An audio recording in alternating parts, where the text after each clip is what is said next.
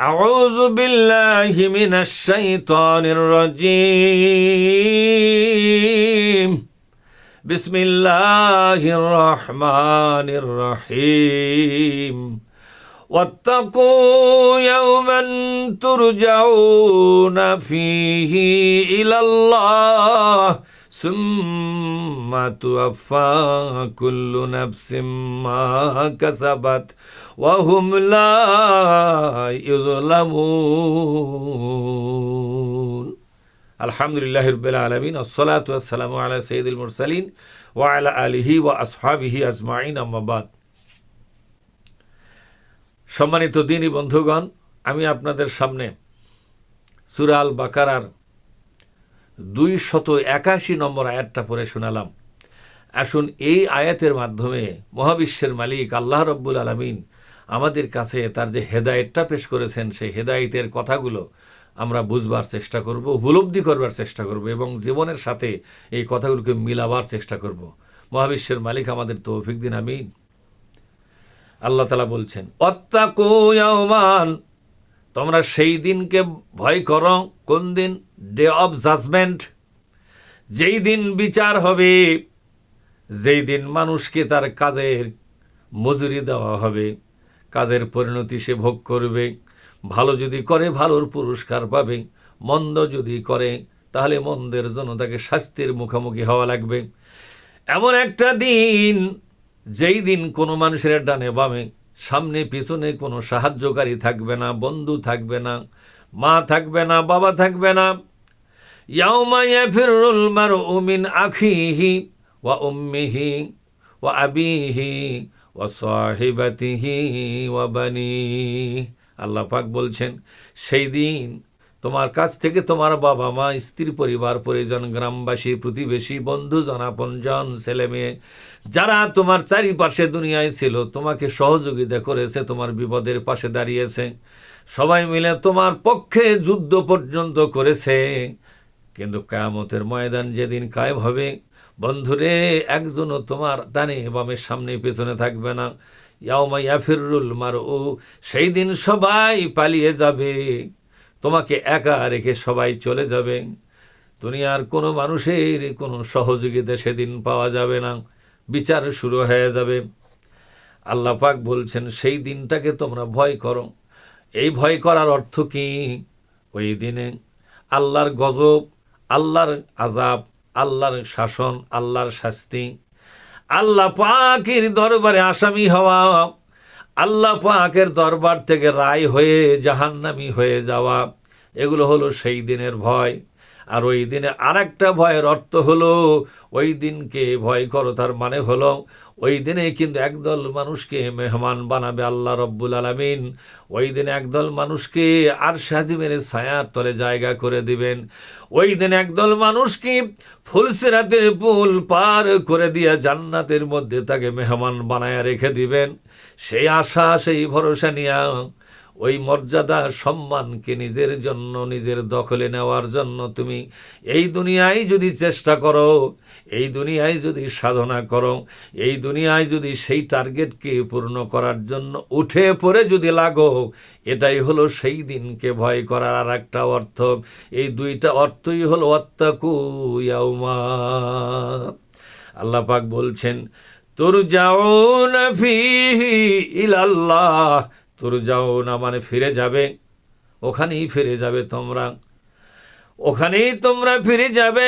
ফীহি মানে ওই দিনের ভিতরে, ওই যে 50,000 বছরের সমান একটা দিন হবে গো বন্ধু, ওই দিনেই তোমাদেরকে ফেরত নিয়ে যাওয়া হবে ইলাল্লাহ। ওই দিনে যখন ফেরত যাবে, দেখবে সেই দিন আর কারো কাছে নয়, সেদিন দেখতে পাবে কিয়ামতের ময়দানে আল্লাহর আদালত কায়েম হয়ে গেছে। দুনিয়ার সমস্ত নারী, পুরুষ, জিন, পরি যা আছে, সৃষ্টি জগতের সকলকেই আল্লাহর সামনে দাঁড়িয়ে বিচারের অপেক্ষায় তাকে অপেক্ষমান থাকতে হবে। আল্লাহ পাক বলছেন, যখন তোমরা আল্লাহর দরবারে কিয়ামতের ময়দানে দাঁড়িয়ে পড়বে, সেই দিন আর কারো দরবার নয়। আল্লাহ পাক সূরা মুমিনের ভিতরে বলেন, লিমানিল মুলকুল ইয়াউম, আজকে 50,000 বছরের এই বিচারের দিন, এই দিনের সার্বভৌম ক্ষমতা কার হাতে? এই দিনের মালিকানা কার হাতে? এই দিনের সার্বিক ক্ষমতা বিচার ব্যবস্থা কার হাতে বলো? আল্লাহ পাক বলছেন লিল্লাহিল ওয়াহিদিল কাহ্হার, একমাত্র মহাবিশ্বের মালিক, মহাপরাক্রমশালী, মহামর্যাদাবান, মহা কঠিন বিচারক আল্লাহ রব্বুল আলামিন শুধুমাত্র সেই দিনের একচ্ছত্র মালিক। আর কারো মাতব্বরি নাই, আর কারো প্রভুত্ব, আর কারো আধিপত্য, আর কারো স্বৈরাচারী ডিক্টেটরি নাই। সবাই সেদিন আসামির মতো হয়ে দাঁড়িয়ে থাকবে, উলঙ্গ অবস্থায়, কোনো কাপড় চোপড় পর্যন্ত নারী পুরুষের গায়ে থাকবে না। তাই আল্লাহ পাক বলছেন সুম্মা, এরপরে বিচার ব্যবস্থা করার পর রায় হিসেবে তুয়াফা কুল্লু নাফসিম মা কাসাবাত, সেদিন প্রত্যেককেই তার তার কর্মের ফলাফল তাকে দেওয়া হবে। প্রত্যেকটা কাজের যে পরিণতি তার হাতে বুঝে দেওয়া হবে। তাকে বলা হবে, বান্দারে, দুনিয়াতে যা কিছু করেছ সবটুকুন তোমার জন্য রেকর্ড করে রেখেছিলাম।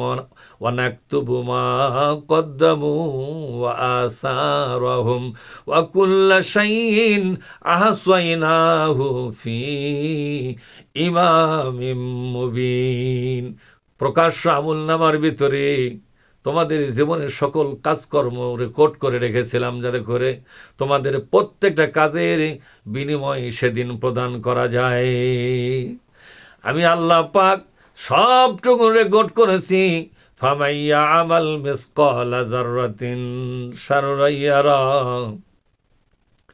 যদি তোমরা একটা অন্যায় কাজ করে থাকো, অবশ্যই আল্লাহর দরবারে ছোট হলেও সেই কাজটা দেখতে পাবে। তুমি তোমার অন্যায় কাজটা ভুলে গেছো, ছোট্ট একটা ভুল, অন্যায় অবিচার করেছো, ভুলে গেছো, কিন্তু আল্লাহ পাক রেকর্ড করে রেখেছেন, লিখে রেখেছেন ভিডিও অডিও সহ। সেই দিন তোমাকে দেখাবে। এরপর আর একটা আয়াতে বলছেন ওমাইয়া আমাল মিসকালা যাররাতিন খায়রান ইয়ারা, আল্লাহ তাআলা বলছেন তোমরা যদি ছোট্ট ক্ষুদ্রতম একটা ভালো কাজ করো, সেটাও কিয়ামতের দিন আল্লাহ তোমাকে দেখায় বলবে, বান্দারে, এই যে ভালো কাজ করেছিলে এটা তেমন একটা গুরুত্ব তুমি দাও নাই, কিন্তু ভালোটা হয়েই গেছে। আমি আল্লাহ পাক এটাকে গুরুত্ব দিয়েছি। ছোট্ট একটি কাজ আমার কাছে অবহেলিত হয় নাই। আমার কাছে এই কাজটার মূল্য আছে রে, এই কাজটা লিখে রেখেছি, এর বিনিময়েও তোমাকে আজকে প্রতিদান দেওয়া হবে। সুতরাং মন্দ করো আর ভালো করো, তুমি ভুলে যেতে পারো, মহাবিশ্বের মালিক তা ভুলে যায় না।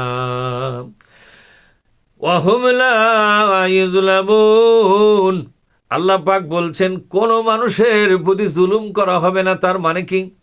তার মানে হলো ওই মানুষটি যা কিছু করেছে পরিশ্রমের চাইতে কম দেওয়া হবে না।